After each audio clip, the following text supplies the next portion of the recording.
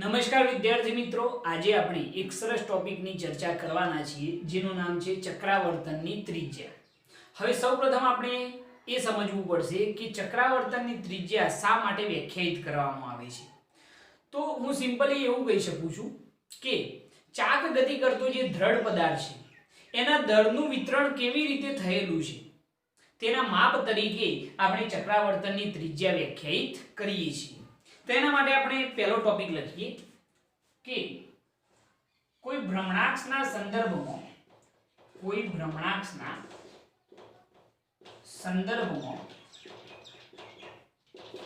ચાક ગતિ કરતા દ્રઢ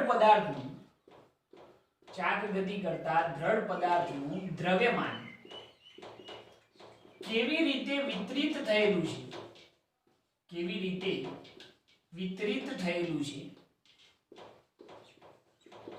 તેના માપ તરીકે ચક્રાવર્તનની ત્રિજ્યા વ્યાખ્યાયિત કરવામાં આવે છે.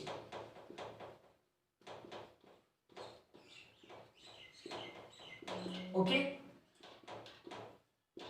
મેં શું કહેલું છે ભાઈ? તો કોઈ ભ્રમણાક્ષના સંદર્ભમાં ચાક ગતિ કરતા દ્રઢ પદાર્થનું જે દ્રવ્યમાન છે એ દ્રવ્યમાન કેવી રીતે વિતરિત થયેલું છે તેના માપ તરીકે ચક્રાવર્તનની ત્રિજ્યા વ્યાખ્યાયિત કરવામાં આવે છે. કે ચાક ગતિ કરતો જે આપણો દ્રઢ પદાર્થ છે એનું જે દ્રવ્યમાન છે એ કેવી રીતે વિતરિત થયેલું છે એના માપ તરીકે આપણે શું વ્યાખ્યાયિત કરીએ છીએ? તો ચક્રાવર્તનની ત્રિજ્યા વ્યાખ્યાયિત કરવામાં આવે છે. બરોબર. તો એના માટે આપણે ધારણા કરીએ કે ધારો કે કોઈ દ્રઢ પદાર્થનું કુલ દર કેટલું છે? તો કેપિટલ M છે. આપણે એક ધારણા કરી કે ધારો કે કોઈ દ્રઢ પદાર્થ છે અને એ દ્રઢ પદાર્થનું કુલ દર કેટલું છે? કેપિટલ M છે. અને તે કોઈ સ્થિર ભ્રમણાક્ષને અનુલક્ષીને અથવા તો કોઈ સ્થિર અક્ષને અનુલક્ષીને લખશો તો પણ ચાલશે, અથવા તો એમ લખીએ અને તે કોઈ સ્થિર ભ્રમણાક્ષને અનુલક્ષીને શું કરે છે? તો ચાક ગતિ કરે છે. આ જે દ્રઢ પદાર્થ છે એ કોઈ સ્થિર ભ્રમણાક્ષને અનુલક્ષીને ચાક ગતિ કરે છે. તો આપણે એવું વિચારીએ એક સ્થિતિ સમજી લો કે આ રીતનો એક દ્રઢ પદાર્થ છે અને આ દ્રઢ પદાર્થ એક સ્થિર ભ્રમણાક્ષ છે z એને અનુલક્ષીને ઓમેગા જેટલા કોણીય વેગથી શું કરે છે? રોટેશનલ મોશન કરે છે, એટલે કે ચાક ગતિ કરે છે. હવે આપણે જાણીએ છીએ કે આની અંદર તો n કણો હોય, દરેકનું દર જો કેવું હોય તો પહેલા કણનું દર m1, બીજા કણનું દર m2, ત્રીજા કણનું દર m3, એમ n માં કણનું દર શું કહી દઈએ? mn. દરેક કણનું ભ્રમણાક્ષથી લંબ અંતર કેવું હોય? તો m1 કણનું ભ્રમણાક્ષથી લંબ અંતર આપણે શું કહી શકીએ? r1. m2 કણનું ભ્રમણાક્ષથી લંબ અંતર શું કહેવાય? r2. m3 કણનું ભ્રમણાક્ષથી લંબ અંતર શું કહેવાય? r3. mn કણ જે છે એનું ભ્રમણાક્ષથી લંબ અંતર શું કહેવાય? rn કહી શકાય. બરોબર છે. અહીંયા આગળ આપણે એવું લખી શકીએ કે દરેક કણનું દર સમાન છે, એટલે કે m1 m2 mn બરાબર શું થઈ જાય? m થઈ જશે. બરોબર. દરેક કણ જે છે એનું જે દર છે કેવું છે ભાઈ? તો સમાન છે. તંત્ર જે છે એ તંત્ર કેટલા કણોનું બનેલું છે? તો n કણોનું બનેલું છે. તેથી જો કુલ દર કેવું હોય, જો આપણે કુલ દર કેવું હોય તો કેપિટલ M બરાબર ભાઈ દરેક કણનું દર કેટલું છે? Small m. અને કેટલા કણો છે? તો n કણોનું બનેલું છે. તો કુલ દર કેપિટલ M બરાબર n ઇન્ટુ શું થઈ જાય? સ્મોલ m થઈ જશે. આ કુલ દરનું સૂત્ર બની ગયું. ખ્યાલ આવ્યો? આની અંદર મેં શું કહ્યું કે અહીંયા આગળ જે દ્રઢ પદાર્થ છે એ દ્રઢ પદાર્થના દરેક કણનું દર કેવું છે? તો સમાન છે, એટલે કે m1 m2 mn બરાબર m છે.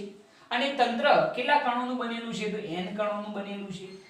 તો કુલ દર જો કેવું હોય તો કેપિટલ M બરાબર આ તંત્રનું કુલ દર, બરોબર, અહીંયા આગળ તમે એમ કહી શકો છો, તેથી તંત્રનું કુલ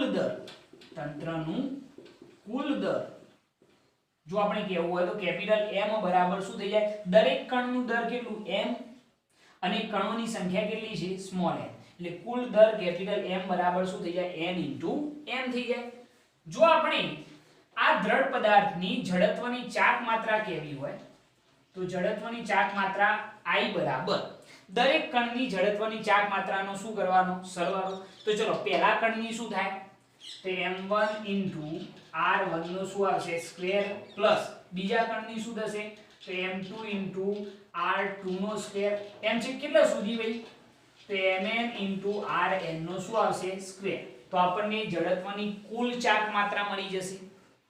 દ્રઢ પદાર્થની કુલ જડત્વની ચાક માત્રા I બરાબર દરેક કણની જડત્વની ચાક માત્રાનો શું કરી દીધો સરવાળો. હવે આપણને ખબર છે ભાઈ કે દરેક કણનું દર કેવું છે સમાન, બરોબર, તો એના ઉપરથી આપણે કેવું હોય તો I બરાબર દરેક કણનું દર સમાન, તો આપણે આ રીતે લખી શકીએ તો m r1 square plus m r2 square, એમ છે કેટલા સુધી તો m rn નો સ્ક્વેર, કારણ કે દરેક કણનું દર સમાન છે. તો કુલ જડત્વની ચાક માત્રા I બરાબર ચલો m શું નીકળી જાય કોમન નીકળી જાય તો અહીંયા શું વધશે r1 square plus r2 square plus છે કેટલા સુધી rn સ્ક્વેર સુધી, બરોબર છે. હવે આ જે સમીકરણ મળ્યું એને તમે આપો સમીકરણ 1, બરોબર. આ સમીકરણ 1 જે છે એના અંશ અને છેદને n વડે ગુણો. સમીકરણ 1 ના અંશ અને છેદને કેટલા વડે ગુણતો n વડે ગુણતો.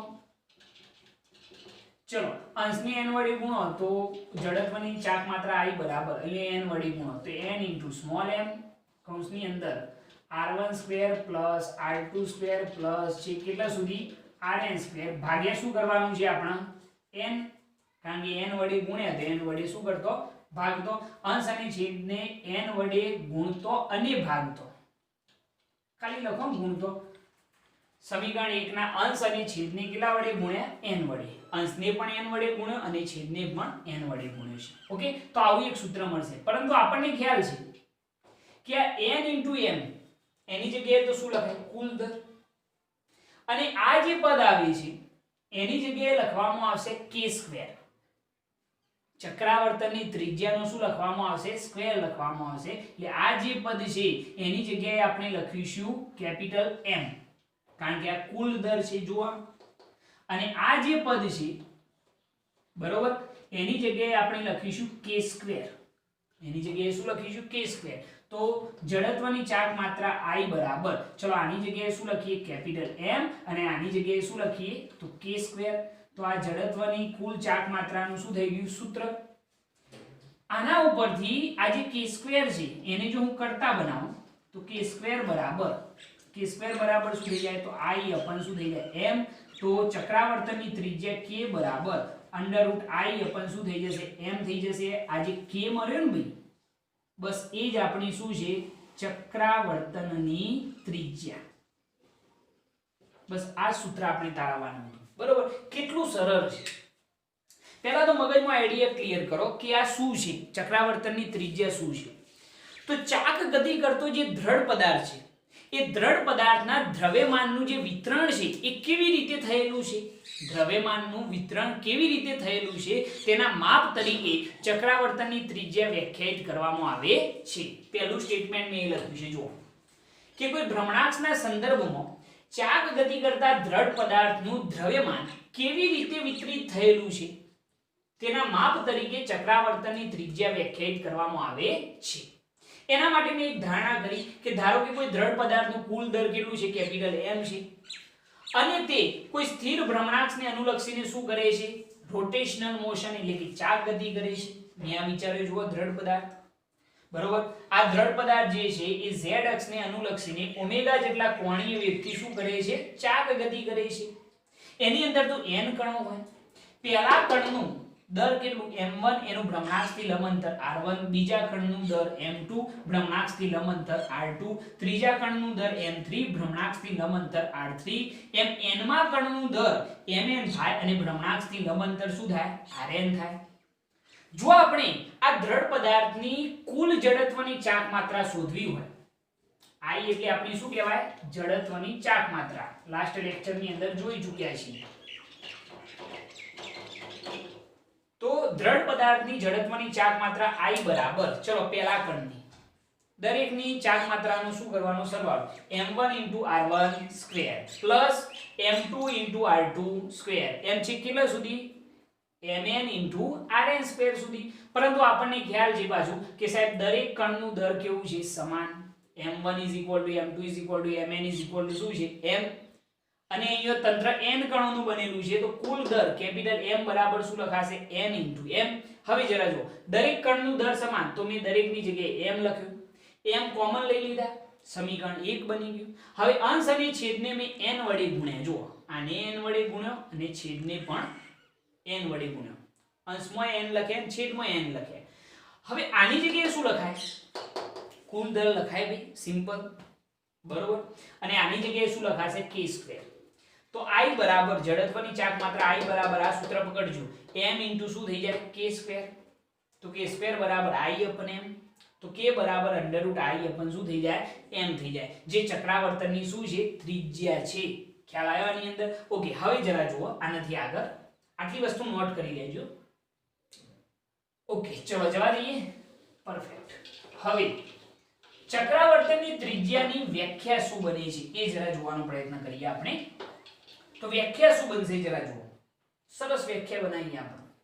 તો ચલો આપણે k જે છે એને ચક્રાવર્તનની ત્રિજ્યા કહી, આપણે k સ્ક્વેર કોની જગ્યાએ લખ્યા હતા ભાઈ યાદ આવ્યું સાહેબ, k સ્ક્વેર બરાબર આપણે સૂત્ર હતું r1 square plus r2 square plus છે કેટલા સુધી rn સ્ક્વેર ભાગ્યા શું હતું n. તો k બરાબર જો આપણે કહેવા હોય તો under route r1 square plus r2 square plus છે કેટલા સુધી rn સ્ક્વેર ભાગ્યા શું થઈ જાય n. આ જે k છે ને ભાઈ એ જ આપણી શું છે ચક્રાવર્તનની ત્રિજ્યા છે.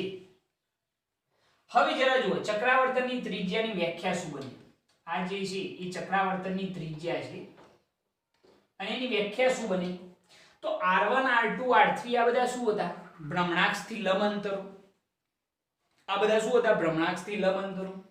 હવે જરા જુઓ ભ્રમણાક્ષથી લંબ અંતરોના વર્ગોના સરવાળાના સરેરાશ મૂલ્યના વર્ગમૂળને શું કહેવાય છે ચક્રાવર્તનની ત્રિજ્યા. સ્ટેટમેન્ટ સાંભળજો, આ બધા ભ્રમણાક્ષથી લંબ અંતરો છે, તો ભ્રમણાક્ષથી લંબ અંતરોના વર્ગોના સરવાળાના સરેરાશ મૂલ્યના વર્ગમૂળને શું કહેવામાં આવે છે ચક્રાવર્તનની ત્રિજ્યા કહે છે. તો અહીંયા આપણે લખીએ કે ભ્રમણાક્ષથી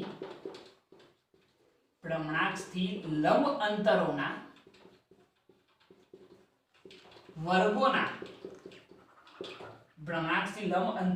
વર્ગોના સરવાળાના સરેરાશ મૂલ્ય ભાગ્યા n કર્યું ને ભાઈ, કણોની સંખ્યા વડે ભાગી કાઢ્યા એટલે એની શું લીધી સરેરાશ. તો ભ્રમણાક્ષથી લંબ અંતરોના વર્ગોના સરવાળાના સરેરાશ મૂલ્યના વર્ગમૂળને શું કહેવામાં આવે છે ચક્રાવર્તનની ત્રિજ્યા k કહે છે. સરસ વ્યાખ્યા બની ગઈ, બરોબર. કોઈ ગોખણપટ્ટી નહીં કે ભ્રમણાક્ષથી લંબ અંતરોના વર્ગોના સરવાળાના સરેરાશ મૂલ્યના વર્ગમૂળને શું કહેવાય છે ચક્રાવર્તનની ત્રિજ્યા. Okay perfect. હવે જરા જુઓ, હવે પ્રશ્ન એ થાય કે સાહેબ આનો SI એકમ કયો, તો ભાઈ ઓલ ઓવર છે શું ભ્રમણાક્ષથી લંબ અંતરો જ છે એટલે એનો SI એકમ શું થઈ જાય મીટર થઈ જાય, બરોબર.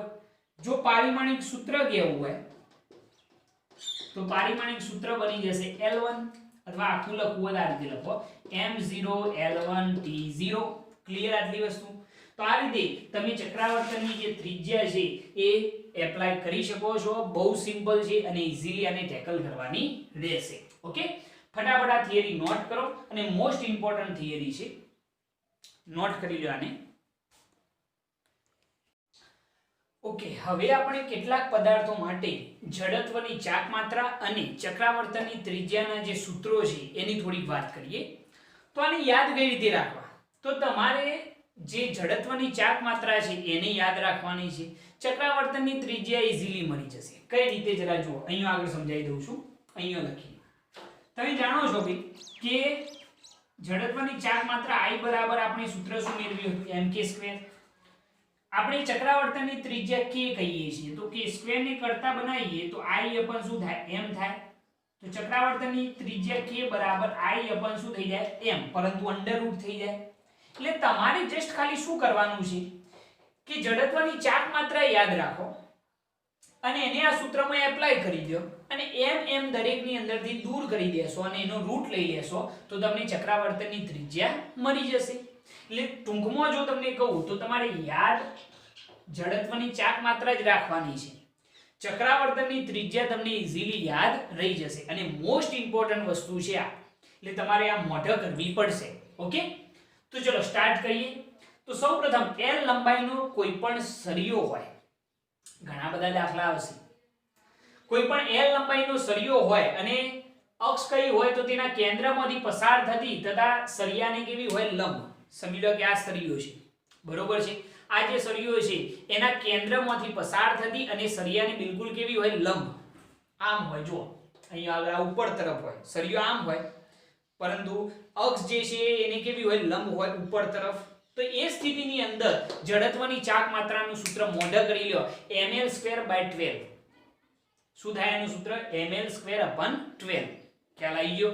ઓકે, જડત્વની ચાક માત્રા યાદ રાખી ચક્રાવર્તનની ત્રિજ્યા ઈઝીલી યાદ રહી જાય. જુઓ આ સૂત્રમાં એપ્લાય કરો, k બરાબર √ I ની જગ્યાએ શું લખવાનું? તો સાહેબ ml²/12 લખી દીધા. I ની જગ્યાએ अपन છેદમાં શું છે? m દરેકની અંદર કેન્સલ થશે તો અહીંયા જવાબ શું આવશે? જુઓ કે l² નું વર્ગમૂળ શું થાય? l અને 12 નું વર્ગમૂળ શું થાય ભાઈ? 4 તરી 12 એટલે 4 નું વર્ગમૂળ 2 અંડરરૂટ શું આવશે? 3.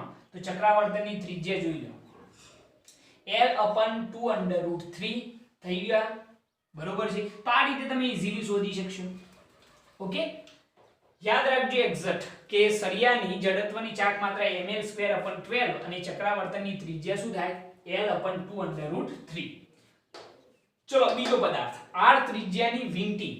કોઈ પણ વીંટી આપણે વિચારીએ, એના કોઈ પણ વ્યાસને અનુલક્ષીને, આ સમજી લો મેં આકૃતિ દોરેલી છે, r ત્રિજ્યાની વીંટી છે અને એના વ્યાસને અનુલક્ષીને જો જડત્વની ચાક માત્રા કઈ હોય તો યાદ રાખો 1/2 mr².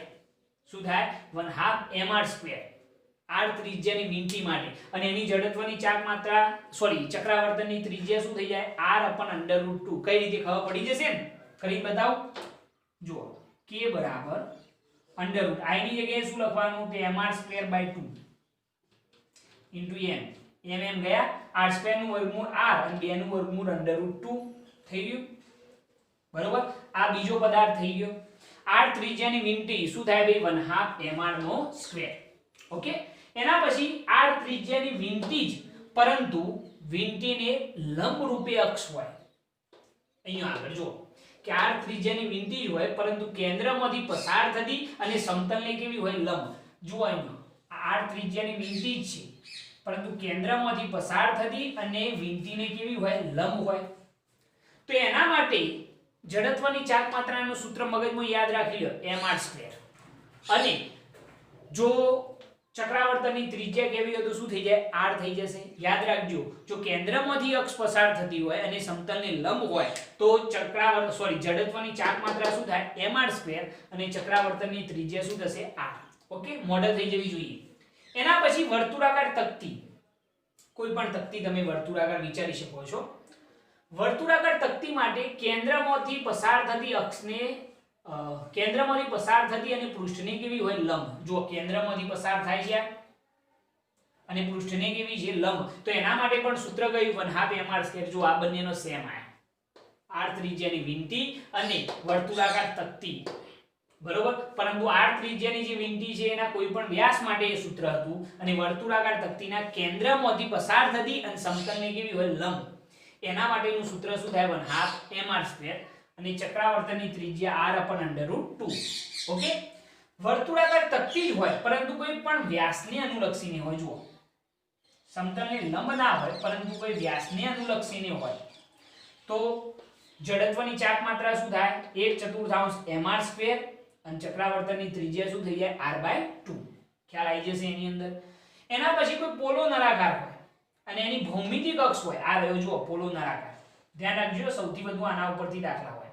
આ એની ભૌમિતિક અક્ષને અનુલક્ષીને જડત્વની ચાક માત્રા કેવી હોય તો શું થાય mr², મગજમાં બેસાડજો, શું થાય mr² અને ચક્રાવર્તનની ત્રિજ્યા શું થાય r. ક્યારે પોલો ગોળો હોય તો, જો નક્કર ગોળો હોય તો ભૌમિતિક અક્ષને અનુલક્ષીને જ સૂત્ર શું થઈ જાય 1/2 mr².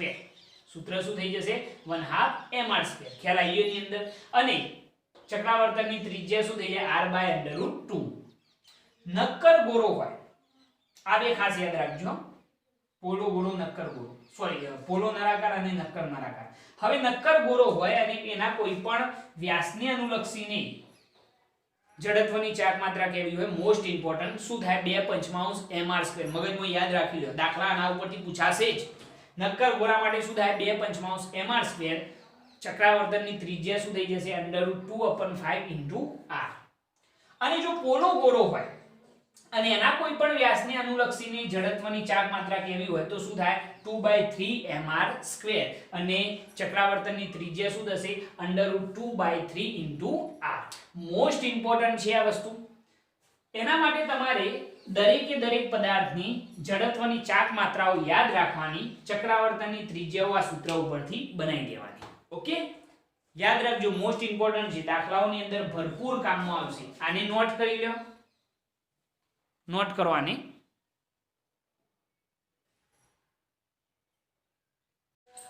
ઓકે, હવે આપણે જોઈએ કે સળિયા માટે l લંબાઈનો કોઈ એક સળિયો વિચારીશું અને એ સળિયા માટે જડત્વની ચાક માત્રાનું સૂત્ર કઈ રીતે તારવી શકાય. કોઈ l લંબાઈના સળિયા માટે જડત્વની ચાક માત્રા કઈ રીતે શોધી શકાય છે. તો એના માટે આપણે એક ધારણા કરીએ કે ધારો કે કોઈ l લંબાઈનો સળિયો છે, આ l લંબાઈનો એક સળિયો છે અને આ સળિયો તેના દ્રવ્યમાન કેન્દ્રમાંથી પસાર થતી અક્ષને અનુલક્ષીને શું કરે છે ચાક ગતિ કરે છે. ધારો કે l લંબાઈનો સળિયો એના દ્રવ્યમાન કેન્દ્ર C માંથી પસાર થતી અક્ષને અનુલક્ષીને શું કરે છે ચાક ગતિ કરે છે. એવી આપણે એક ધારણા કરીએ, બરોબર. તો અહીંયા આગળ આપણે ધારણા કરીએ કે ધારો કે l લંબાઈનો સળિયો તેના ક્યાંથી પસાર થતી દ્રવ્યમાન કેન્દ્રમાંથી, l લંબાઈનો સળિયો તેના દ્રવ્યમાન કેન્દ્રમાંથી પસાર થતી અક્ષને અનુલક્ષીને ચાક ગતિ કરે છે. આપણે આવી એક ધારણા કરી, જરા જોજો. આ વસ્તુ લખવી ખાસ જરૂરી છે કારણ કે કઈ અક્ષને અનુલક્ષીને ચાક ગતિ થઈ રહી છે એ મહત્વનું છે, બરોબર.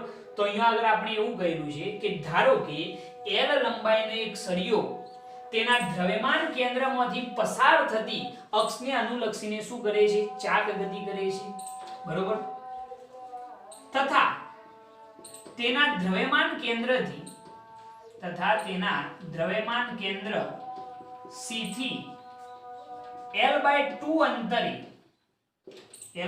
અંતરે બંને તરફ m/2 જેટલું દર મૂકેલ છે. ધારણા શું કરી છે જરા જોજો. તથા તેના દ્રવ્યમાન કેન્દ્રથી કેટલા અંતરે તો l/2 જેટલા અંતરે બંને તરફ કેટલું દર મૂકેલું છે. આ તરફ કેટલું દર છે તો m/2 અને આ તરફ પણ કેટલું દર છે m/2 જેટલું દર મૂકેલ છે, બરોબર છે. ખ્યાલ આવે છે આની અંદર કે બંને તરફ તેના કેન્દ્રથી બંને બાજુએ l/2 અંતરે m/2 જેટલું દર મૂકેલ છે. જો આપણે દરેક દળની જડત્વની ચાક માત્રા કેવી હોય દરેક દરની જડત્વની ચાક માત્રા જો આપણે કેવી હોય તો ચાક માત્રા I બરાબર શું થાય mr².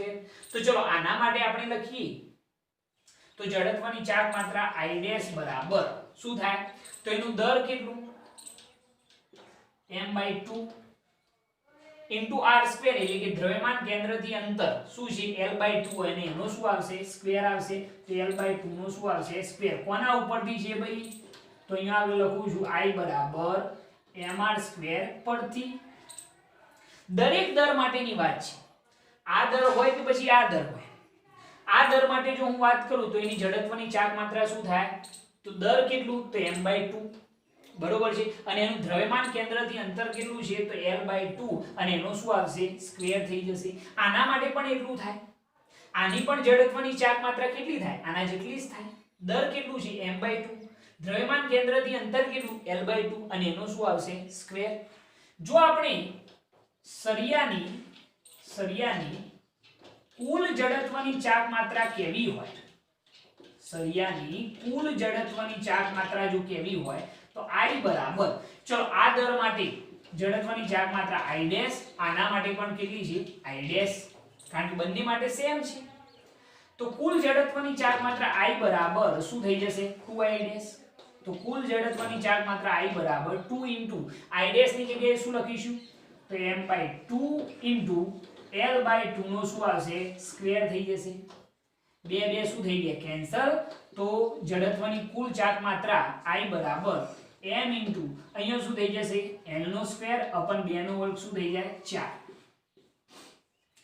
તો આ જે જડત્વની ચાક માત્રા મળી આપણને એ I બરાબર કેટલી મળી I બરાબર ml² અપન 4. પરંતુ આ ક્યારે ભાઈ તમે ઘણા બધા સ્ટુડન્ટો એવું વિચારે કે સાહેબ આગળની જે થિયરી જોઈ એની અંદર તો ml² અપન 12 હતી પરંતુ યાદ કરો એની અંદર સરિયાનું દર m હતું પરંતુ અહીંયા આગળ આપણે શું કર્યું છે તો આ બાજુ આ જે સરિયો છે એ અવગણ્ય દર ધરાવતો સરિયો છે.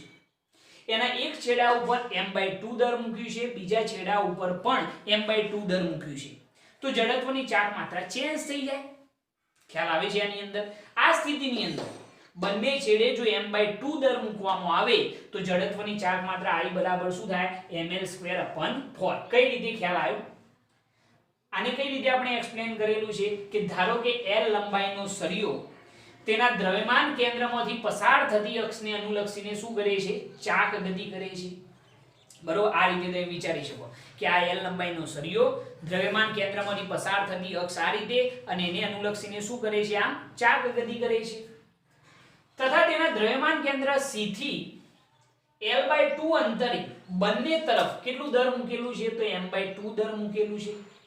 દરેક દરની જડત્વની ચાક માત્રા કેવી હોય તો I ડેશ બરાબર ચલો આની કેટલી થાય તો દર કેટલું m/2 અને દ્રવ્યમાન કેન્દ્રથી અંતર l/2 અને એનો શું આવશે સ્ક્વેર I બરાબર mr² પરથી. જો સરિયાની કુલ જડત્વની ચાક માત્રા કેવી હોય તો I બરાબર બંને માટેની ચાક માત્રાઓનો શું થઈ જાય સરવાળો. તો I બરાબર 2I ડેશ તો I બરાબર 2 I ડેશ ની જગ્યાએ શું લખવાનું તો m/2 l/2 નો શું આવશે સ્ક્વેર. બે કેન્સલ. તો જડત્વની ચાક માત્રા I બરાબર ml² અપન શું થઈ જાય 4. પરંતુ ક્યારે ભાઈ કે જ્યારે બંને છેડા ઉપર કેટલું દર મૂકેલું હોય m/2 દર મૂકેલું હોય. ખ્યાલ આવ્યો આની અંદર. એટલે આવો ક્વેશ્ચન પૂછાય કે કોઈ દર રહિત સરિયાના બંને છેડે m/2 જેટલું દર મૂકવામાં આવે તો જડત્વની ચાક માત્રા શું બને. તો એના માટે તમે આ થિયરી જે છે એ એપ્લાય કરી શકો છો. ઓકે આને પણ તમે નોટ કરી લો. મહત્વની થિયરી છે આ પણ એટલે આપણા માટે ઇમ્પોર્ટન્ટ રહેશે.